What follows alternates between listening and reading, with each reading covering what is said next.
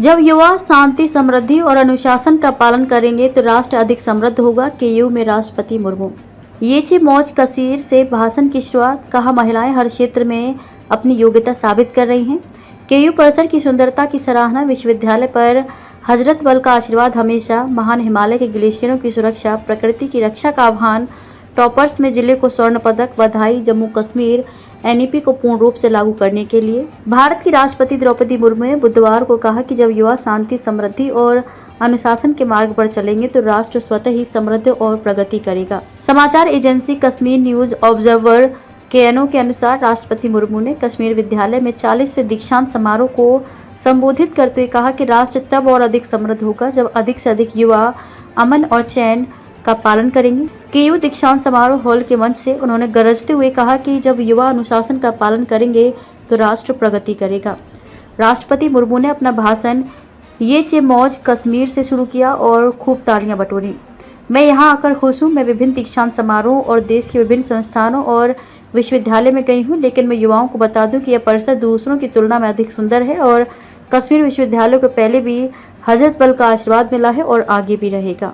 उन्होंने कहा कि वे 2023 में गणतंत्र दिवस परेड में भाग लेने और उनकी सामाजिक सेवाओं के लिए नई दिल्ली के राष्ट्रपति भवन में एक स्थानीय लड़के किफ़ायतुल्लाह को नियुक्त करके खुश हैं। केएनओ के अनुसार राष्ट्रपति ने कहा कि मैं कश्मीर विश्वविद्यालय के छात्रों को उच्च शिक्षा के अलावा सामाजिक सेवाओं में भी भाग लेते हुए देखना चाहती हूँ ताकि समाज में बदलाव आए। 462 छात्रों में से 21 टॉपर्स के बीच स्वर्ण पदक वितरित करने के बाद उन्होंने कहा कि मुझे ये देखकर खुशी हुई कि 55% टॉपर्स लड़कियां थीं। हमारी लड़कियां और महिलाएं हर क्षेत्र में अपनी योग्यता साबित कर रही हैं। आज के पुरस्कार विजेता हमारी तस्वीर और तकदीर हैं, उन्होंने कहा। कश्मीर को दिए गए प्राकृतिक उपहारों, पर्यावरण की रक्षा पर जोर देते हुए उन्होंने कश्मीरी कहावत को चुना, अन्न पोसे तेली येले वान पोसे। प्रकृति की रक्षा करना हमारी जिम्मेदारी है और इसमें युवाओं को अपनी भूमिका निभानी होगी। कश्मीर विश्वविद्यालय हिमालयन ग्लेशियरों की रक्षा के लिए अपना सर्वश्रेष्ठ प्रयास कर रहा है और मुझे पता चला है कि कई मोर्चों पर शोध की एक श्रृंखला चल रही है, उन्होंने कहा। राष्ट्रपति ने राष्ट्रीय शिक्षा नीति को पूर्ण रूप से लागू करने और अन्य राज्यों और केंद्र शासित प्रदेशों से आगे रहने के लिए जम्मू कश्मीर को बधाई दी। उन्होंने सभी पुरस्कार विजेताओं को बेहतर भविष्य की शुभकामनाएं दी। इससे पहले राष्ट्रपति मुर्मू कश्मीर पहुंची और हवाई अड्डे पर एलजी मनोज सिन्हा ने उनका स्वागत किया, जहां उन्हें गार्ड ऑफ ऑनर दिया गया। हवाई अड्डे से वे युद्ध स्मारक पर मारे गए सैनिकों को श्रद्धांजलि देने के लिए श्रीनगर में सेना के 15 कोर मुख्यालय पहुंची। वह एक रात श्रीनगर में रुकेंगी और बाद में दिन में स्थानीय आदिवासी समूहों और महिला स्वयं सहायता समूहों के साथ बातचीत करेंगी। राष्ट्रपति राजभवन श्रीनगर में उनके सम्मान में आयोजित एक नागरिक अभिनंदन समारोह में भी शामिल होंगी। गुरुवार की सुबह राष्ट्रपति कल जम्मू के कटरा में माता वैष्णो देवी मंदिर के लिए रवाना होंगी, जहां वे पुनर्निर्मित पार्वती भवन और स्काई वॉक का उद्घाटन करेंगे। DGP Dilbag Singh, ADGP Vijay Kumar, special DG CID RR Swain, SSP Srinagar Rakesh Bhalwal, divisional commissioner Kashmir Vijay Kumar भिदुड़ी, DC Srinagar Aijaz Asad, mayor SMG Junaid Mattu, Waqf board chairperson Darakhshan सहित पुलिस और प्रशासन के शीर्ष अधिकारी अंद्राबी और अन्य लोग केयू दीक्षांत समारोह में उपस्थित थे। नेशनल एजुकेशन पॉलिसी में इंडियन नॉलेज सिस्टम पर जोर दिया गया है। हमारे नौजवानों को इंडियन नॉलेज सिस्टम के बारे में अच्छी जानकारी दी जाए तो उन्हें एक से बढ़कर एक प्रेरक उदाहरण मिलेंगे।